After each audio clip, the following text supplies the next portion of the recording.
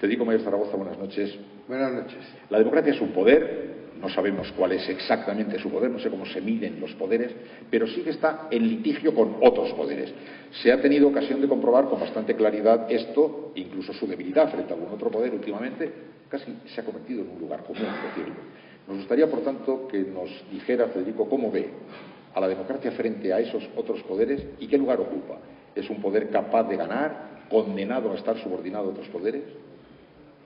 Bueno, en primer lugar hay que decir que no está en litigio, ahora está en fuga la democracia. Y creo que esta introducción que ha hecho Iñaki Gabilondo es muy correcta. Tenemos que decir que ha sido durante muchos años, décadas, ya casi siglos, ha sido siempre la invocación que se ha hecho para resolver los problemas y a continuación ha sido prácticamente abandonada.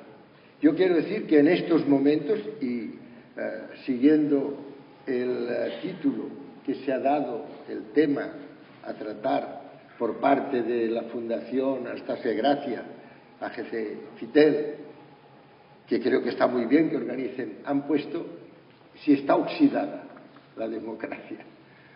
Está oxidadísima. Pero quiero añadir ya inmediatamente, ahora diré qué es lo que creo que ha sucedido a escala mundial. Yo he podido ser testigo en estos últimos 30 años de acontecimientos a escala mundial que me han permitido conocer un poco la realidad. Y esto para un científico es muy importante. Si no conoces la realidad, pues no la puedes transformar. Ya me anticipo, porque creo que es importante que lo diga, que al mismo tiempo que voy a demostrar que está realmente en estos momentos en una situación de la precariedad que ha dicho también ahora en estas breves palabras de introducción, se ha dicho que fíjense si está oxidada, que son los mercados los que nombran sin elecciones a gobiernos en dos grandes países europeos. Pero al mismo tiempo ya quiero decir desde el primer momento que creo que estamos viviendo momentos fascinantes, porque por primera vez en la historia, es posible que los ciudadanos se expresen, que los ciudadanos participen, que la voz de la ciudadanía llegue, y no solo a los oídos, sino que sea escuchada, porque tendrá que ser escuchada. La democracia es cuando realmente son los pueblos los que deciden y sus representantes en realidad lo que hacen es que llevan a término la voluntad del pueblo. Pero esto se ha ido sustituyendo progresivamente por unas democracias muy formales en donde vamos a votar, y esto lo he escrito hace muchos años, he dicho, democracia no significa ser contados de vez en cuando. La democracia significa contar, ser tenidos en cuenta como ciudadanos de forma permanente por parte de los gobernantes. Y claro, en realidad hemos llegado a unas democracias en las cuales de vez en cuando vamos a votar y después nos dicen los resultados, tantos a favor, tantos en contra, y se ha acabado. Hemos sido contados. ¿Contamos después? ¿Somos tenidos en cuenta? Esto es la democracia. Bueno, pues yo ya quiero empezar diciendo que en estos momentos donde estamos en esta situación de tanta precariedad democrática, ya creo que por primera vez en la historia ya los poderes absolutos masculinos, porque desde el origen de los tiempos los únicos que han mandado en el mundo han sido unos cuantos hombres, muy pocos, sobre el resto de los hombres y sobre todas las mujeres. Las mujeres no han tenido ninguna aparición, más que fugaz o anecdótica, en los escenarios del poder.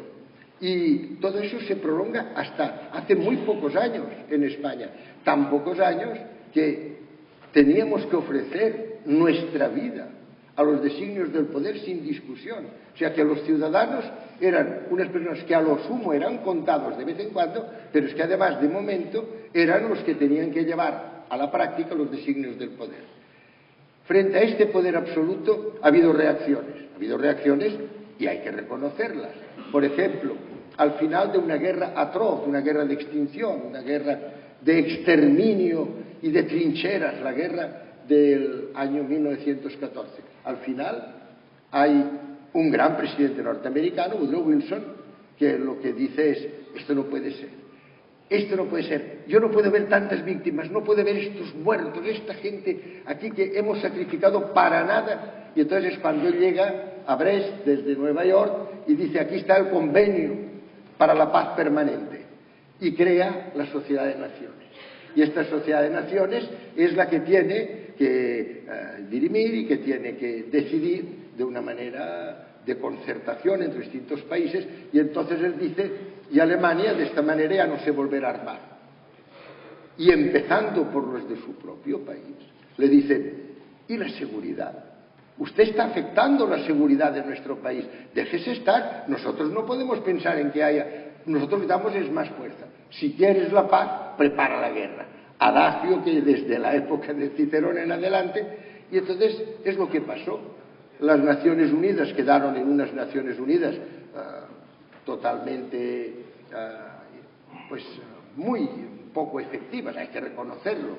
Tuvieron alguna cosa que no estuvo mal, pero lo cierto es que Alemania vuelve a armarse y llegamos a una Segunda Guerra Mundial. Tras la cual también surge otro gran movimiento de gran concentración con el nacimiento de Naciones Unidas. Exactamente. Sí. Entonces está el grupo de Roosevelt, y hay que reconocer que el grupo de Roosevelt también conceptualmente era muy bueno, porque no solo pensó en unas Naciones Unidas, pensó en un plan Marshall, pensó en la creación, antes que nada, para que la gente pudiera comer, en la creación de la FAO. Lo digo porque realmente, y además, sobre todo lo más importante, él ya muy enfermo, él confía a su mujer, a Eleanor Roosevelt, el que tenían que dar unos puntos de referencia éticos. Y viene la Declaración Universal de los Derechos Humanos. Fíjense que es muy importante. Al final de la guerra del 14, por tanto, hay ya este pensamiento en la democracia en que tenemos que hablar en lugar de pelearnos, y sobre todo al final de la Segunda Guerra Mundial, está claro.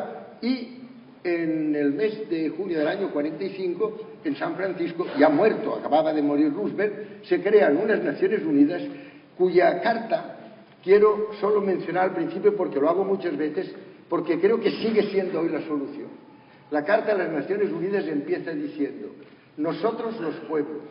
Fíjense, no dice los estados, nosotros los gobiernos, nosotros los pueblos. Hemos resuelto evitar a las generaciones venideras el horror de la guerra. Es decir, hemos decidido construir la paz, y además lo hacemos por un compromiso supremo con las generaciones venideras. Permíteme regresar, después de esos antecedentes, al momento actual. Desde entonces hasta aquí han pasado muchísimas cosas, las democracias han ido desarrollándose, librando distintas batallas, y en los últimos tiempos, desde la caída de Lehman Brothers aquí, es cuando, como decimos, se ha convertido casi en lugar común la democracia, que veníamos notando que se fragilizaba, aparece claramente subordinada a un poder superior. Podríamos repasar los poderes superiores que están ahora por ahí funcionando, para que luego sepamos si estamos en condiciones de jugar un papel digno ahí o estamos condenados a ser subordinados a ellos. Iñaki, lo que sucede es que hubo un momento en que perdimos, pusimos la democracia a los pies de los mercados. Y esto es de necio confundir valor y precio. Lo dijo Antonio Machado paseando por los campos de Castilla, que es que resumen más maravilloso de lo que pasó. Porque al mismo tiempo, cuando estaba diciendo que había unas Naciones, nos dicen los principios democráticos. Esto es muy importante y lo quiero destacar. No hablan de un modelo democrático. A mí no me gusta el modelo democrático occidental, imponiéndolo a todo el mundo. No es la manera. Pero sí los principios democráticos. Y los principios democráticos se enuncian perfectamente establecidos. Y después viene la Declaración de los Derechos Humanos. Todo esto era lo que era el firmamento conceptual y los puntos de referencia para los rumbos de la democracia y del comportamiento cívico y tal. ¿Y qué es lo que sucede? Y lo tengo que decir con toda la crueldad. Llega un momento en que todos estábamos diciendo: no, esto no puede ser, el imperio soviético, el imperio del silencio, la carrera de armamentos. Pero llega un momento en que todo esto se desvanece y sin una sola gota de sangre se hunde el imperio soviético. Y entonces era el momento en que la alternativa, el otro imperio, hubiera tenido que decir: ahora es el momento de cambiar. Al desmoronarse el muro de Berlín, vamos a cambiar. Se desmorona el muro de Berlín. Nelson Mandela, también con un comportamiento de lo inesperado, logra nada menos que en Sudáfrica, yo recuerdo, no blacks, no dogs, no perros, no negros, logra que aquello desaparezca y en poco tiempo hay un presidente negro. O sea, hay la paz en Mozambique, el proceso de paz en Chapultepec al final del Salvador, se inicia el proceso de paz en Guatemala.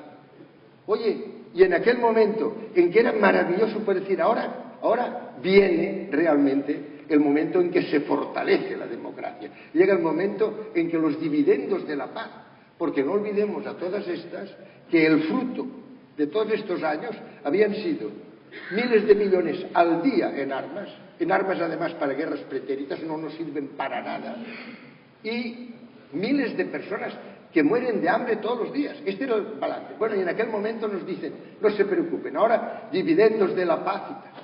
Y es en aquel momento en el que se despierta la ambición hegemónica de los Estados Unidos, acompañados de su acólito del Reino Unido, y entonces dicen, ahora, a partir de este momento, señores, lo que vamos a hacer es que toda la política económica mundial estará regida por las leyes mercantiles en lugar de estar regida por la justicia social, la libertad, la igualdad por la que habíamos luchado. Yo quiero hacer ver que este es un momento crítico, porque nunca se hubiera tenido que aceptar que se dijera, y las Naciones Unidas, nosotros los pueblos, nada, hombre, a partir de ahora 6 pueblos, al principio fue el G6, 6 pueblos mandarán en el mundo. ¿Cómo van a mandar? Al mundo entero, a 196 países, 6 pueblos. Después se añade Canadá, 7, después la Federación Rusa, 8, ahora 20, da lo mismo. No puede ser que la gobernación mundial se encargue a los países más ricos. Y ahora ya llegamos a este momento. Ha habido un momento en que ha habido tal apogeo para Occidente tan solo, con unas burbujas de los TIC y las burbujas inmobiliarias y todo. Y aquí en España todavía detrás de un préstamo había un ladrillo, pero en América, en los hedge funds, no había más que humo. Y llegamos a esta situación absurda, además con una guerra con Irak, que es una guerra inventada, es una guerra simulada para hacerse con el petróleo de Irak, ya lo tienen las compañías que lo deseaban, y llegamos a un punto en que decimos, ¿y ahora cómo podemos salir de este enorme embrollo económico? Y entonces viene el hundimiento de unas grandes entidades financieras norteamericanas, y quiero recordar, y lo digo por después la importancia que damos a las agencias de calificación, que unas semanas antes Lehman Brothers había obtenido la AAA. Bueno, pues llega todo este embrollo que está claro que era igual que aquí la burbuja inmobiliaria, era algo que hubieran tenido que evitar el Fondo Monetario Internacional, el Banco Mundial, todas estas instituciones, la Organización Mundial del Comercio, situada por los Estados Unidos directamente fuera del ámbito de las Naciones Unidas. Todos estos eran herramientas al servicio del mercado. Colocadas las cosas en este punto, ¿eso es irreversible? Digamos, ese poder que se ha consolidado, que a partir de ese momento en que hubiera podido pasar lo que no pasó, sino lo contrario, y que se confirmó ese desarrollo exuberante de estos poderes financieros por encima de cualquier tipo de capacidad democrática, han marcado una realidad que es la que ahora mismo observamos. Sí. ¿Eso es reversible o eso no se ve cómo puede...? No, yo creo, ya decía antes al principio, decía que estamos viviendo momentos fascinantes, porque en los últimos años no he visto ninguna capacidad de reacción. De los primeros años del año 90, ya, a pesar de todo, las Naciones Unidas se reunieron y dijeron, ojo que si no cuidamos el medio ambiente, la cumbre de Río de Janeiro, ojo que si no hacemos el desarrollo social, porque no puede ser la cumbre de Copenhague de desarrollo social. O sea que ha habido esta actividad y ha habido esta serie de recomendaciones. Nada. Se ha seguido hasta el momento del hundimiento.